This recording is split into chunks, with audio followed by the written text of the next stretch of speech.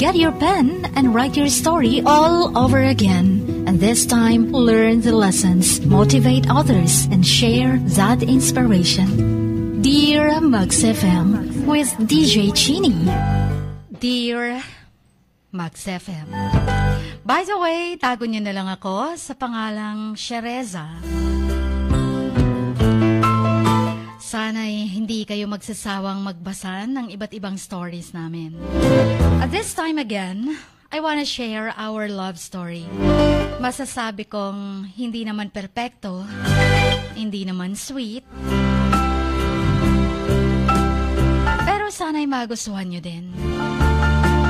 May matutunan din kayo or may mga mali ba sa samahan namin na kung mangyayari man sa inyo, pwede nyong i-correct at huwag pamarisan. I'll start with our love story year 2008. Nung nagkaroon ako ng cellphone, naging uso ang textmate. Callmates that time. Siyempre, dahil gusto ko ding magkaroon ng friends, madami din akong nire-replyang nakikipag-textmate. And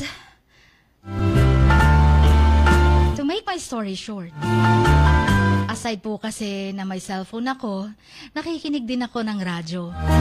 At sa lahat ng stations po, ang dati niyong station, ang favorite ko.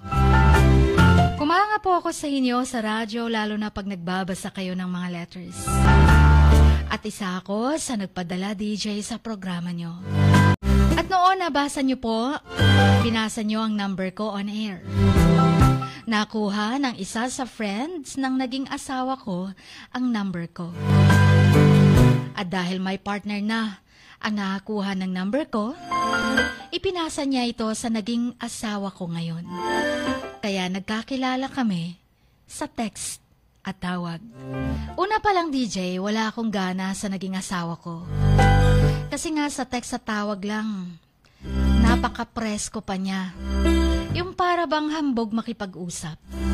Sa lahat ng mga naging ka-textmates ko, halos na-meet ko na sila in person. Isa na dito ang naging asawa ko. Kahit ganun naman siya, nagtatyaga siyang manligaw sa tawag at text. 3 months bago naging kami sa text. And after noon, December 25, 2008, nagtaga-tiyaga siyang sunduin ako sa pinagtatrabahuan ko. Kasi papakilala niya daw ako sa family niya. At yun nga, Chin, na-meet ko sila. Dumaan ang mga araw at buwan. Kami pa rin. Maayos ang lahat. Hanggang mag-iisang taon na kami, and fast forward, nabuntis ako. Bago ko nalaman na siguradong buntis ako, nakauwi na ako sa amin, sa Sultan Kudarat. Magkalayo na kami. Pero kami pa rin naman, kaso lang, wala na kaming communications. Kasi wala na siyang cellphone. Wala rin akong contact sa family niya. Basta ang alam ko, memorize niya ang number ko. At maghihintay na lang ako doon kung makikipag-contact pa siya or hindi. And 2 months pregnant na ako noon, Chin. At ganun na din katagal na wala kaming komunikasyon. Ang nasa isip ko, sabi ko, okay lang na hindi niya ako pananagutan. Basta malaman lang nila ng pamilya niya na buntis ako. Yun lang ang mahalaga. Timing naman, DJ, na para may rason na makabalik ako ng Polomolok at makapunta ako sa kanila dito sa Jensen. Sumabay ako sa tito ko na gustong magbakasyon sa Polomolok. Kasi kung ako lang, DJ, di ako papayagan ng mga magulang ko na umalis ng bahay. Kaya nagkaroon ako ng chance makabalik dito sa Jensen. Kahit walang komunikasyon, pumunta ako sa bahay nila. At yun nga, hindi ko siya naabutan. Kapatid at mga magulang niya lang kasi siya ay busy sa mga barkada. At yun lang, nagsabi ako ng totoo na buntis ako at anak nila ang tatay. Natuwa naman ang mga magulang at kapatid niya, DJ. Kasi daw para maging maayos na daw ang buhay ng boyfriend ko, pagsasamahin na lang daw kami. At yun ang gusto nila. Di na ako uuwi sa amin. Kaso lang, hindi ko naman gusto yun na ako ang umuwi sa kanila. At wala pang alam ang mga magulang ko na magkikita kami ng boyfriend ko. Nag-usap naman kami ng maayos at nangako siya na aakuin niya ang responsibilidad. Kaya sabi ko sa isip ko, susubukan ko talaga to. Sabi ko uuwi lang ako at kung desidido na ang boyfriend ng pamilya niya, susunod na lang sila sa amin at doon ako maghihintay. Umuwi ako, DJ. Naghintay ng ilang buwan. Ilang buwan din naman ang paghihintay at lalo na't wala kaming komunikasyon kasi wala siyang cellphone. And after 5 months, bigla na lang silang sumulpot sa bahay namin. Kasama ang ate niya, ang bayaw niyang lalaki, at siya na boyfriend ko. Gusto daw muna nilang bumisita sa amin. Yung masigurado nilang okay ang mga magulang ko bago sila mamanhikan. Then after 5 months, nakita kami ulit. Nakita nilang malaki na ang tiyan ko. At yun nga, nagpaalam sila sa parents ko na mamamanhikan. Hanggang sa nagsama kami sa poder ng pamilya ng asawa ko. Doon kami tumira after na manhikan. Doon ko rin naranasan lahat ng mga bagay na masyadong mahirap sa sitwasyon. Bilang may buhay, asawa o kasama. Kasi nakikisama ako sa lahat ng pamilya niya. Lahat kami nag-a-adjust. Kasi nga, baguhan ako sa kanila. Pero lahat naman nalampasan ko.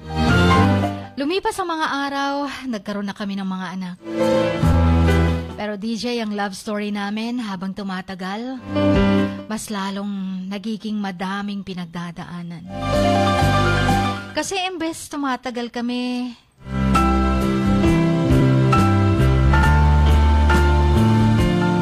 ganon din ang pagsubok. Andyan namatayan kami ng anak. 2017. Pinaka-worst sa pagsasama namin. Lahat ng hirap, kinakaya namin. Kahit kapos, wag lang mawala ng anak. Yun ang pinakamasakit na pagsubok. Nariyan pang wala kaming pera. Nagkakasakit pang mga anak namin. Sobrang hirap sa pagsasama namin. Yung wala kang malapitan or wala kang mapuntahan. Pero kinakaya pa rin. Hanggang dito na lamang, Chin. Lubos na gumagalang ang inyong kamaks, Shareza.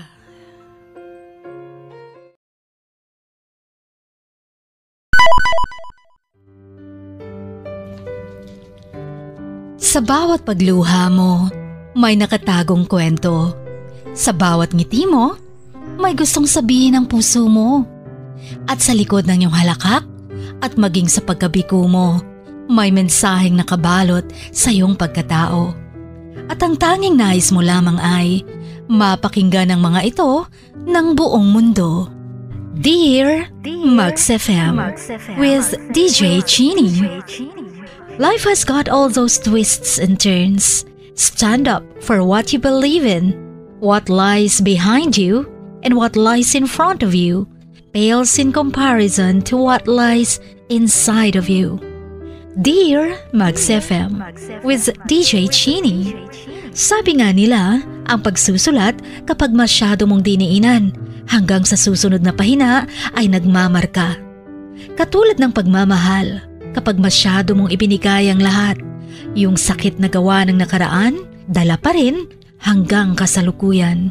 Dear Max FM, you own your story and you are the author of your own book of life. Don't let others write your script, but let others hear your story and make them inspired.